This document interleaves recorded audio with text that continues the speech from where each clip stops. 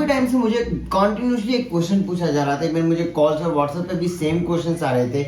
क्या सर अगर लास्ट में सीटें बच जाती है, मतलब कि मैनेजमेंट और एनआरआई कोटे की सीटें बच जाती हैं, तो क्या उन फीसों को नेगोशिएट करके, मतलब अगर 75 या XYZ अमाउंट है तो उसको क्या नेगोशिएट करके मिनिमम अमाउंट में लाके सीटें ले सकते हैं? क्या ये पॉसिबल है, या कौन से स्टेट्स में ये पॉसिबल होगा? तो आज इन्हीं चीजों पे हम डिस्कस करेंगे। उससे पहले मैं बता दूंगी, अगर आप इस चैनल पे नए हो तो चैनल को सब्सक्राइब करके रखो।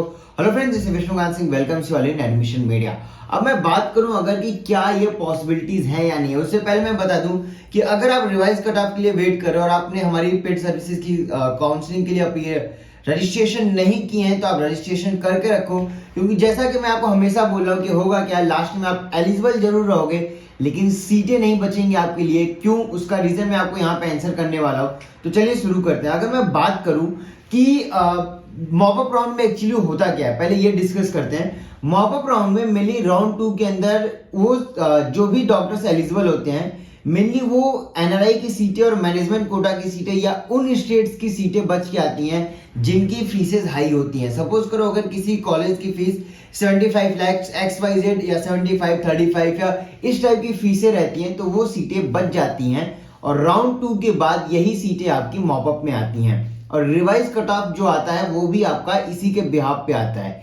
अगेन मैं बात करूं, कुछ अलग अलग स्टेट्स में एनआरआई सीटें हैं, मैनेजमेंट की कोटा की सीटें हैं, डीम्ड यूनिवर्सिटीज के अंदर एनआरआई सीटें हैं जो आपकी अभी भी, अगर आपने राउंड 1 में भी देखा होगा, मतलब राउंड 1 के बाद देखा होगा, तो राउंड 2 में वो सीटें बच के आई हैं। चांसेस यही है कि होपफुली वो सारी सीटें आपकी not as it is, but या उसमें से 70 to 80% सीटें अगेन आपको मॉप अप में दिखने को मिलेंगी।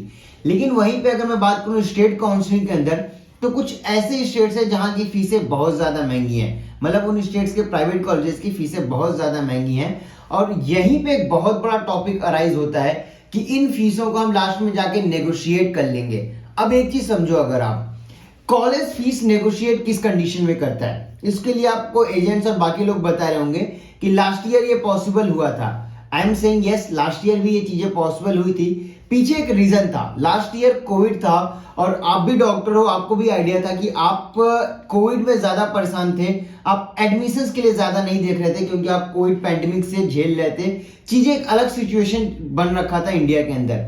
उस टाइम पे क्या हुआ था कि मेडिकल कॉलेजेस की जो सीटें थी वो नहीं जा रही थी, मतलब कि प्राइवेट मेडिकल कॉलेजेस की जो सीटें थी आपकी पीजी के अंदर रिवाइज कट ऑफ डाउन हुआ क्योंकि सीटें बहुत ज्यादा वैकेंट हुई। उसके बाद भी मैंने प्रीवियस वीडियो में बताया कि अप्रोक्सीमेटली 1400 के आसपास सीटें लेफ्ट आउट हो गई क्योंकि इनफ डेटा नहीं था, इनफ डॉक्टर्स एलिजिबल नहीं थे। इस बार ये चीजें नहीं होंगी। ऑलरेडी गवर्नमेंट को पता है कि उसको कितना रिवाइज कट ऑफ लाना होगा, कितनी सीटें रहेंगी तो कितना और रिवाइज कट ऑफ लाएंगे जिससे उनकी कोई भी सीटें वैकेंट ना जाए या वेस्टेज ना हो। यही रीजन है कि मैं आपको हमेशा बोलता हूं कि रिवाइज कट ऑफ आपका 210 प्लस माइनस 15, बट अभी के अकॉर्डिंग मैं बोल रहा हूं कि एटलीस्ट 200 to 210 रहने के चांसेस श्योरिटी है कि आपका जनरल के लिए 200 to 210 के लिए चांसेस बनेंगे। अगर आपके मार्क्स इतने हैं तो आपके लिए चांसेस जरूर हैं, आप एलिजिबल जरूर हो जाओगे, बट एग्जैक्टली ये डेटा क्लियर होगा आपका राउंड 2 के सीट मैट्रिक्स के बाद। उससे पहले मैं बता दूं कि नेगोशिएशन वाला पॉइंट अब मैं बात करता हूं। नेगोशिएशन पॉसिबल क्यों हुआ था? क्योंकि सीटें वैकेंट थी, डॉक्टर ज्यादा एलिजिबल नहीं थे और जो एलिजिबल थे उनके पास इतना बजट नहीं था कि वो जाके ये सीटों को ले सकते थे। इस बार इस कंडीशन को अगर मैं इस ईयर से कंपेयर करूं तो इस ईयर अगर आप रिवाइज कट ऑफ के लिए वेट कर रहे हो तो आई एम श्योर अगर आपके मार्क्स 210, 200, 220 या 235 या 285 भी है तो आई एम श्योर अगर आपको सीटें मिलेंगी, इवन पेमेंट सीटें भी मिलेंगी, तो आपको, मुझे तो नहीं लगता कि आप मना करोगे। आप अपने बजट को ऑलरेडी पुश कर रहे हो। आपका बजट कोई XYZ अमाउंट था तो अभी XYZ प्लस ABC भी आप उसमें इंक्लूड करने के लिए रेडी हो। लास्ट ईयर ये कंडीशन नहीं पॉसिबल था, उससे भी बड़ा प्रॉब्लम जो मैं हमेशा से बोलता हूं कि आप एलिजिबल रहोगे बट सीटें नहीं बचेंगी। उसके लिए आप समझो एक चीज, अगर रिवाइज कट ऑफ आपका अप टू 200 या 210 जाता है जैसा कि हम एक्सपेक्ट कर रहे हैं, in that case mop up round के अंदर एक और बड़ा रूल चेंज हुआ है इस बार कि कोई भी राउंड 2 की जो भी काउंसलिंग होगी ऑल इंडिया के बाद होगी, मतलब कि आप कोई सीट होल्ड नहीं कर सकते हो। अभी तक क्या आपने राउंड 1 में भी देखा होगा, अगर आप चेक करोगे, ट्रैक करोगे तो एक एक कैंडिडेट्स के पास 5-5, 6-6 स्टेट्स की सीटें पड़ी हैं क्योंकि उन्होंने वहां पे अप्लाई किया था। बट राउंड 2 के बाद उनके पास सिर्फ एक सीट मिलेगी, बाकी उनको छोड़ना पड़ेगा। अगर आप ऑल इंडिया में सीटें लोगे तो आपको राउंड की सीटें, स्टेट की राउंड की सीटें छोड़नी पड़ेंगी, और अगर आप स्टेट में जाओगे तो ऑल इंडिया की सीटें छोड़नी पड़ेंगी। ये बहुत बड़ा इंपैक्ट डालेगा। और अगर मैं इस चीजों को कंपेयर करूं तो मॉपअप राउंड के अंदर एटलीस्ट 50,000 प्लस डॉक्टर्स, जी हाँ 50,000 प्लस डॉक्टर्स एक साथ इंडिया के अंदर अप्लाई कर रहे होंगे in different states as well as all India के अंदर। नेगोशिएशन तभी पॉसिबल होता है जब कॉलेज को पता हो कि उसकी महंगी फीस है, कोई नहीं लेगा, वो सीटें उनकी वेस्टेज जाएंगी। यही रीजन है कि अगर आप देखोगे तो रेडियोडर्मा मेडिसिन तक की भी सीटें वैकेंट दिखी हैं, इवन लेफ्ट आउट मिली है स्ट्रे राउंड के बाद भी। रीजन ये था। इस चीज को आप उस ईयर से कंपेयर नहीं कर सकते हो, क्योंकि हर साल एक जरूर कुछ ऐसा फैक्टर रहता है जो पूरे स्ट्रेटजी को चेंज करता है। इस बार राउंड 1 में हमने आपको पहले भी बताया था अपने वीडियोस में कि ऑलरेडी कट ऑफ इंक्रीज हुआ, देन रिजर्वेशन पॉलिसी आई। अगर आप रैंडम प्ले करोगे तो आपको सीटें नहीं मिलेंगी। एंड एग्जैक्टली अगर आप देखोगे डेटा के ऊपर देखोगे, मैं नहीं बोल रहा हूं मेरी बातों पे जाओ, आप डेटा चेक करोगे तो 11,000 सीटें vacant I with 5,000 seats for सफलिंग। ये पॉसिबल क्यों हुआ? क्योंकि आपने रैंडम प्ले किया वहां पे। Same thing goes with now, अगर आप मॉपअप में जाकर रैंडम प्ले करते हो तो प्रॉब्लम क्या होगा कि mop up round is the last round to take the admission. अगर आपने मॉपअप राउंड में चॉइस फिलिंग ठीक से नहीं किया, अगर आपने किसी स्टेट के फॉर्म फिल करना अगर आप भूल गए या कोई भी मिस्टेक की, तो होगा कि आप एलिजिबल रहोगे लेकिन आपको सीटें नहीं मिलेंगी। क्यों? क्योंकि आज के रूल के अकॉर्डिंग मॉपअप में ही केवल और केवल चॉइस फिलिंग और रजिस्ट्रेशन अलाउड है। स्ट्रे राउंड अवेलेबल है, बट स्ट्रे राउंड में अगेन वहां पे कोई चॉइस फिलिंग नहीं होगी, कोई रजिस्ट्रेशन नहीं होगा। ये आज तक का रूल है। अगर इस रूल को चेंज किया जाता है then I have no idea about it, but अगर इस चीज को मैं आज के एक साथ लेके चलूं तो इस mop up round is the last round to take the admission. और अगेन एक बहुत बड़ा इंपैक्ट यहाँ पे आएगा क्या कि अगर मॉपअप आपका जो रिवाइज कट ऑफ आता है, सपोज करो जस्ट एक दिन पहले आता है आपके रजिस्ट्रेशन से, जो कि लास्ट ईयर हुआ था, अगर ये सेम चीज रिपीट होती है तो आपको एक दिन मिलेगा सीट मैट्रिक्स के साथ सीटें वेरीफाई करने का, कौन कौन सी स्टेट्स में आपको रजिस्ट्रेशन करना है, कौन से स्टेट्स की फॉर्म फिल करनी है, अमाउंट सबमिट करना है, डीडी बनाना है। ये बहुत ज्यादा हेक्टिक शेड्यूल रहेगा। और यहां पे अगर आप 1% का भी रिस्क लेते हो तो बिलीव मी आप एलिजिबल रहोगे लेकिन सीटें नहीं मिलेंगी। यही रीजन है कि मैं आपको हमेशा बोल रहा हूं कि आप किसी ना किसी काउंसलर की कनेक्ट में रहो, आप उनकी पेड काउंसलिंग पार्ट को लेके रखो, क्योंकि लास्ट में यही चीजें होंगी कि 50,000 डॉक्टर्स जब एक साथ एलिजिबल होंगे, मैं बोल रहा हूँ एटलीस्ट 50,000 नहीं तो 40,000 तो होना ही होना है।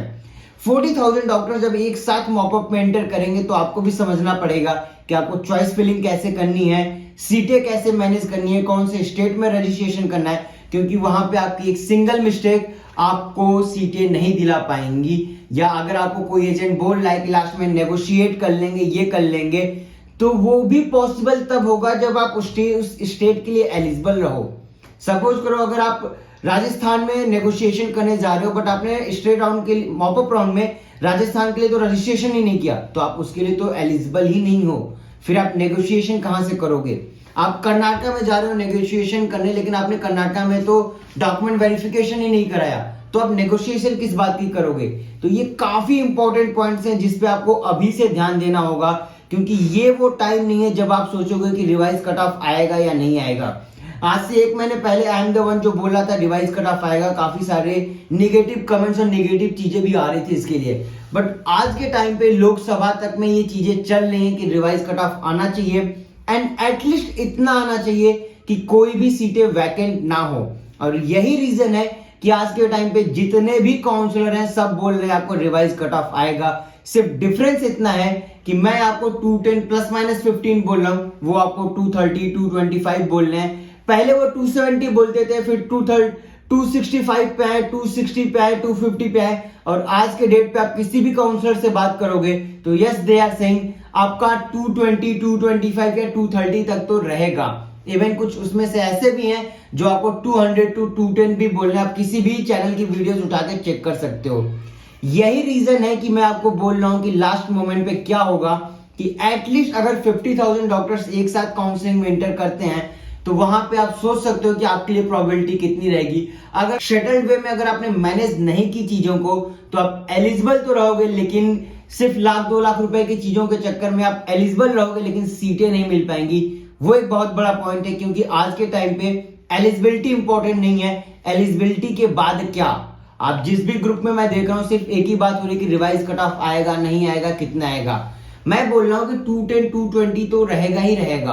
आप मेरी बातों पे मत बिलीव करो, बट आपके स्कोर अगर इससे ज्यादा है तो यहां पे आपके लिए टाइम है कि आप चीजों को मैनेज करना समझो, कि आप पॉसिबिलिटीज देखो, सीट मैट्रिक्स की एनालिसिस करना शुरू करो। अगर आप पेड काउंसलिंग नहीं ले रहे हो, इन दैट केस अगर पेड काउंसलिंग ले रहे हो तो आपको करने की जरूरत नहीं है, बट अगर आप पेड काउंसलिंग के थ्रू नहीं जा रहे हो तो इट्स द टाइम जब आप काउंसलिंग के पैटर्न को समझो कि कहां पे सीटें वैकेंट रह रही हैं, कौन से डेटा पे आपको काम करना पड़ेगा, कौन से स्टेट में प्रोबेबिलिटी बनेगी। लास्ट ईयर के डेटा उठा को देखो, उसके पहले के ईयर्स के डेटा को उठा के आप मैनेज करो, तभी आपके लिए सीटें बनेंगी। वरना होगा क्या कि आप एलिजिबल तो रहोगे लेकिन सीटें नहीं मिल पाएंगी आपको। ये एक बहुत बड़ा पॉइंट है। फिलहाल तो इस वीडियो में इतना ही, मिलते हैं अगले वीडियो में कुछ और इन्फॉर्मेशन के साथ। Thank you for watching this video.